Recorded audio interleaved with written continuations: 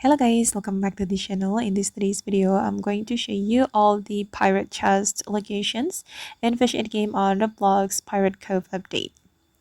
Okay, let's get into it guys. Basically, the chest will spawn everywhere on the Pirate Cove island, and I can find one of them right here nearby the Carpenter NPC.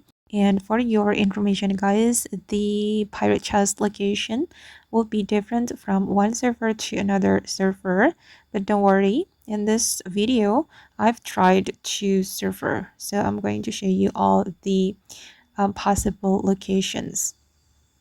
Okay, this is the first one, and the next one is here. Oh, I got mutation potion. And then this is the third one. Oh, I got log 1 potion. And let's move here. And we will find pirate chest. Okay, let's open it. Oh, I got hook's bait. And this one, guys.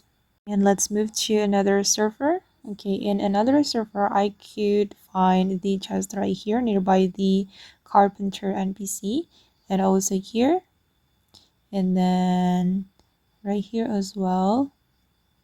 Okay, near the pig. And right here. And I have already shown you all the pirate chest location, guys. I hope that there is no one missing.